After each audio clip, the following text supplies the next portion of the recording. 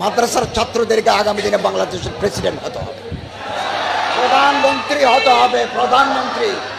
আসসালামু আলাইকুম রহমতুল্লাহ। প্রিয় দর্শক, অন্তর্বর্তীকালীন সরকারের ধর্ম উপদেষ্টা আজকে এসেছিলেন আহলে হাদিস আন্দোলন বাংলাদেশের কেন্দ্রীয় মার্কাজে, যেখানে এসে যে বক্তব্য দিয়েছেন আসলে শুনেই শান্তি। ধৈর্য ধারণ করে পুরো ভিডিও দেখেন, আপনাকেও ভালো লাগবে ইনশাল্লাহ। আমি মন্ত্রী হয়েছি, আরো লাখ লাখ মন্ত্রী দরকার, আলেম মন্ত্রী দরকার। আলহামদুলিল্লাহ, এই দেশকে বেদাত মুক্ত, খোরাফাত মুক্ত এবং রসুল করিম সাল্লাল্লাহু আলাইহি ওয়াসাল্লামের সুন্নাহ ভিত্তিক একটা রাষ্ট্রের আমরা গোড়াপত্তন করতে চাই।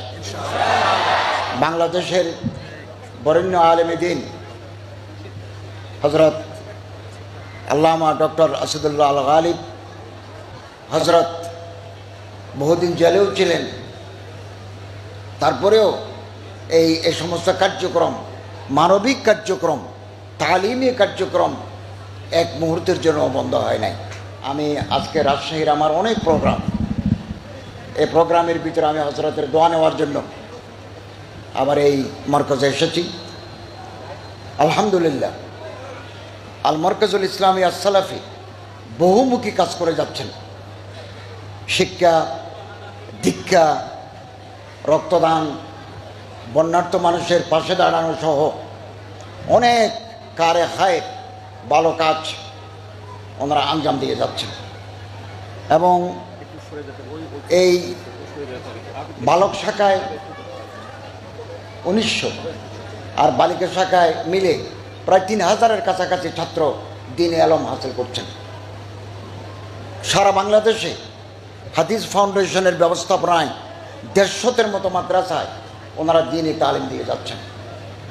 উত্তরবঙ্গে ইসলামের প্রচার প্রসার, দাওয়াত ও তাবলীগ এর কাজে ডক্টর আল্লামা আসাদুল্লাহ আল গালিব জিদাত মালুম কুমের অবদান অবিস্মরণীয়। আপনাদের সাথে সৌদি আরবের সম্পর্ক ভালো, হিন্দুস্তানের সম্পর্ক ভালো, মিশরের সম্পর্ক ভালো।